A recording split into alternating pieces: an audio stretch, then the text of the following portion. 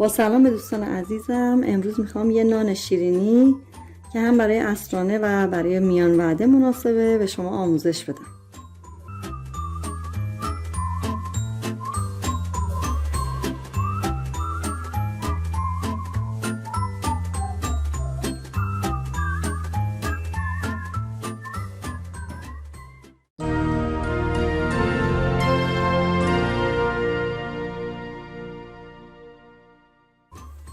ابتدا 2 لیوان شیر گرم داریم، توی ظرف میریزیم.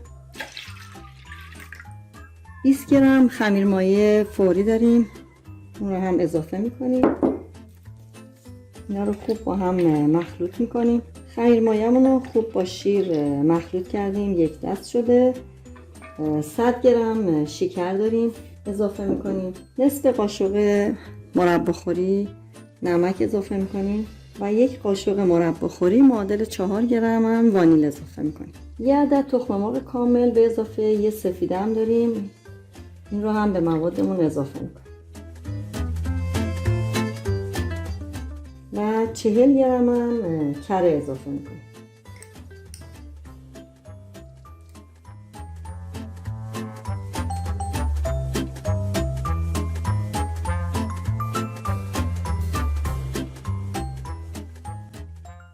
حدود 750 تا 800 گرم هم آرد اضافه میکنیم.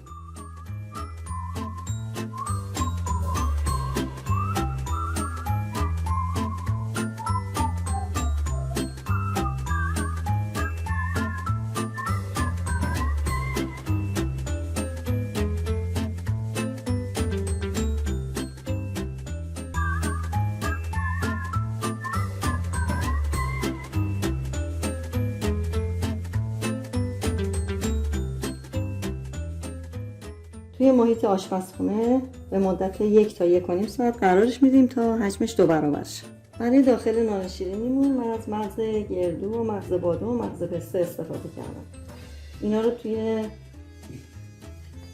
خردکن می‌ذارم و خوردشون می‌کنم. 200 گرم مغز گردو و بادوم و پسته رو من خرد کردم و آماده است که داخل شیرینیمون بذاریم. و یه مقدار هم شکر قهوه‌ای احتیاج داریم. حدود 1 ساعت و نیم گذشته و حجم خمیرمون 2 برابر شده.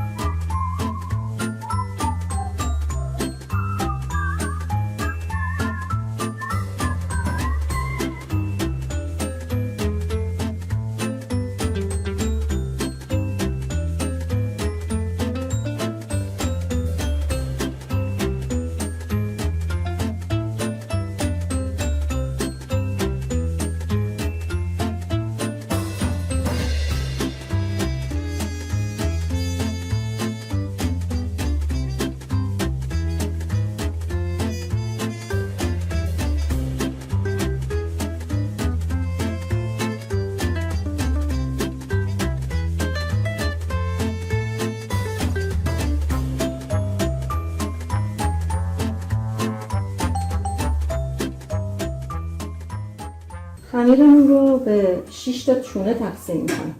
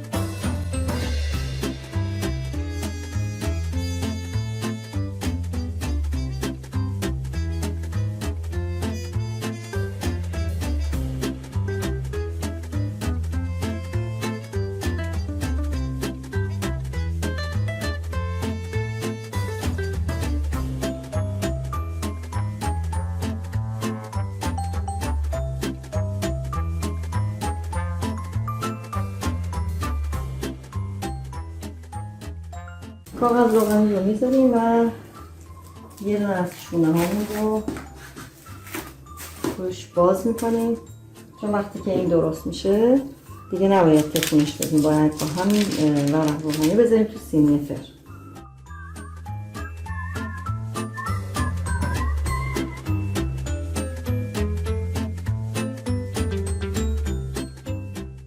خمیرمون رو به ضخامت 1 تا 2 میلیمتر باز کردیم و حالا سطحش رو با کره میپوشونیم.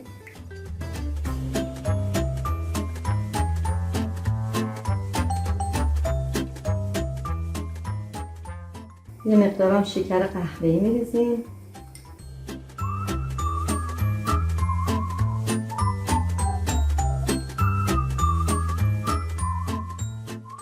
روی شکر قهوه‌ایمون هم از مغزهایی که خورد کردیم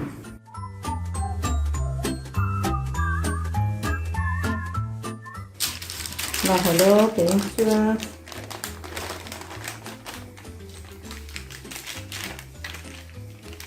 دو لایه خمیر رو روی هم قرار میدیم و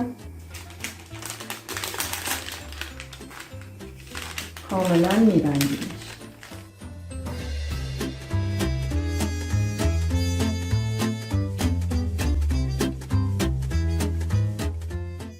کاملا دور خمیر رو میبندیم که مواد از توش بیرون نیاد.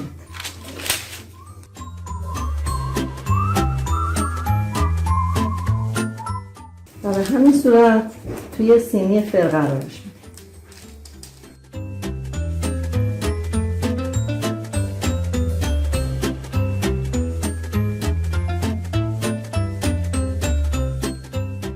به مدت 15 دقیقه میذاریم تا استراحت کنه و بعد توی فر گرم قرارش میدیم.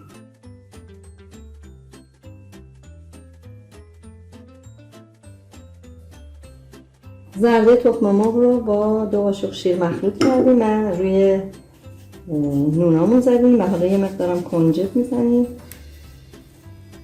فر رو من روی درجه 170 گذاشتم و روشن کردم، الان داغه و الان نونا رو توی فر قرار میدیم تا به مدت 20 دقیقه پخته بشه. نان شیرینی ما الان آماده شده. من این نونا رو برش میزنم و شما هم به دلخواه خودتون هر طور که دوست دارید میتونید برش بزنید.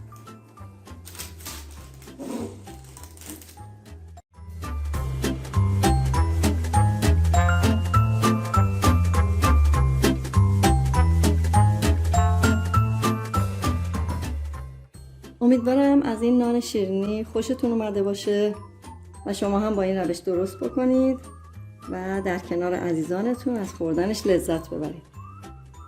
خیلی ممنون که ویدیو منو تماشا کردین. تا یه ویدیو دیگه، خدا نگهدار.